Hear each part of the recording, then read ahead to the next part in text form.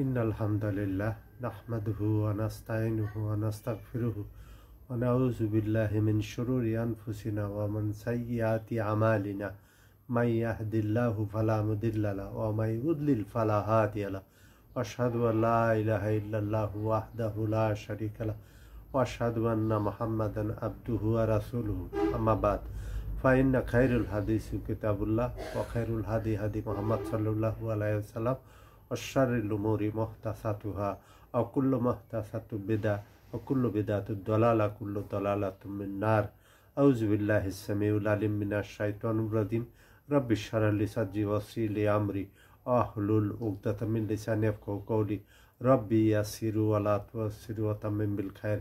আলহামদুলিল্লাহ, আজ আমরা কোরআন ক্লাস তৃতীয় ক্লাসের সি পর্বে যাচ্ছি। আমরা এর আগে যে আলোচনাগুলি করেছি এগুলি কিন্তু কোরআনের ইন্ট্রোডাকশন, পরিচিতি। আমরা তারপরে কোরআনের দিকে যাব।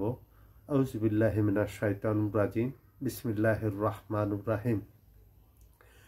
কোরআনের আয়াত নিয়ে আমাদের ভিতরে কিছু বিভ্রান্তি আছে। সেটা হলো কোরআনের আয়াত সংখ্যা কত। আসলে কোরআনের আয়াত সংখ্যা ৬,২৩৬টি, ৬,৩৪৯টি। যদি বিসমিল্লাহ সহকারে যদি গোনা হয় তাহলে আয়াত সংখ্যা দাঁড়ায় ৬,৩৪৯টি।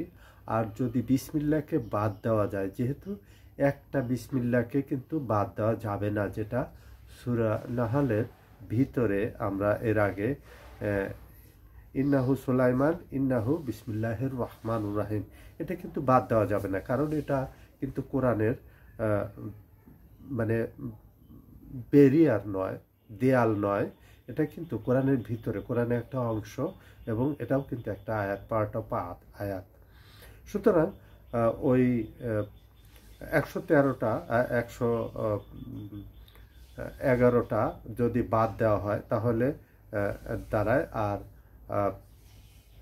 আমাদের সমাজে যেটা প্রচলিত হয় ৬,৬৬৬টি। এখন কিন্তু এগুলি চেক করা কোনো ব্যাপার না। প্রতিটা সূরা আয়াত সংখ্যা লেখা আছে এবং ১০ থেকে ১৫ মিনিট লাগবে এগুলি যোগ করে, ক্যালকুলেটরে যোগ করে। সুতরাং আমরা কিন্তু এগুলি পারি, কিন্তু যেহেতু আমাদের আগের থেকে বলে দেওয়া হয়েছে যে এটি বলতে হবে, এটাই সঠিক, এর জন্য কিন্তু আমাদের মধ্যে কিন্তু অনেক বিভ্রান্তি সৃষ্টি হয়। যেমন বিভ্রান্তি সৃষ্টি হয় যে কোরআন পড়ার জন্য ১৬ উলুমের দরকার, এইটা ওইটা সেটা। কোরআন থেকে দূরে রাখার জন্য আমাদের যা যা করার আমাদের তাই করা হয়েছে। এবং এখন বর্তমানে যে মুসলমানগুলি নতুন মুসলিম হচ্ছে, তাদের বেশিরভাগই কিন্তু তারা ওই কোরআন পড়ে বুঝে তারপরেই কিন্তু তারা মুসলমান হচ্ছে। এবং যদি কোরআন ডাইরেক্ট পড়লে যদি গোমরা হতো তাহলে এই কথা কাউকে যেমন বলাও যাবে না, এই কথা কিন্তু প্রচারও করা যাবে না, ঈমান থাকবে না। আমাদের এই বিষয়গুলি লক্ষ্য রাখতে হবে, যেহেতু আমাদের সমাজে এটা প্রচলিত আছে এবং কিছু কিছু ওলামাও এগুলি প্রচার করে থাকেন। সুতরাং এখান থেকে দূরে, এবং আমাদের মসজিদ মাদ্রাসাগুলির যে অবস্থান সেখানে কিন্তু হেফজ, এবং এই যে হেফজ, এটা দোষের কিছু নয়। আপনার ভিতরে যদি কোরআন আপনি হেফজ করে রাখেন, আল্লাহর কিতাবকে আপনি হেফজ করে রাখলেন, এর অর্থ এই নয় যে আপনি এটার থেকে কোনো লাভ উঠাতে পারলেন না। অবশ্যই এখানে এটা পড়তে হবে, বুঝতে হবে এবং তদনুযায়ী আমল করতে হবে। সুতরাং এর দাওয়াতের কাজ করতে হবে। যেহেতু আম্বিয়ারা আসবে না, আমাদের এই কাজের দায়িত্ব আমাদের নিজেদের। সুতরাং এই কাজটা আমাদেরই করতে হবে এবং এ ব্যাপারে আমাদের ভেবে দেখা উচিত, এবং এটা কতটুকু লাভজনক এটা, কারণ দুনিয়াটা হলো আখিরাতের জন্য খ্যাতি হিসাবে, আর দুনিয়া মাজরাতুল আখিরা। সুতরাং আমাদের এই বিষয়গুলি লক্ষ্য রাখা উচিত। কোরআন থেকে দূরে থাকা, দূরে রাখা, এটা কোনো পক্ষে উচিত নয়, সমীচীন নয়, এটা আমাদের। এবং আলিমুল আমাদের ব্যাপারে কিন্তু আল্লাহ পাক কোরআনে বলেছেন যে সূরা আরাফের ১৭৬ নম্বর আয়াতে যে তাদেরকে ওলামায়ে সু, সূরা আরাফ ১৭৬ মন্দ ওলামায়ে সুকে কুকুরের সাথে তুলনা করা হয়েছে। এবং আমাদের ব্যাপারেও কিন্তু আল্লাহ পাক তার 4 আয়াত পরেই 179 নম্বর আয়াতে 179, আর আগেরটা হলো 176 সূরা আরাফে বলা হয়েছে যে আমাদের ভিতরে কিছু কিছু লোক আছে চতুষ্পদ জন্তুর মতো, যেমন তাদের কান আছে শোনে না, চোখ আছে দেখে না, হৃদয় আছে অনুভব করে না, সুতরাং তারা চতুষ্পদ জন্তুর মতো, এমনকি চতুষ্পদ জন্তুর চেয়েও নিকৃষ্ট।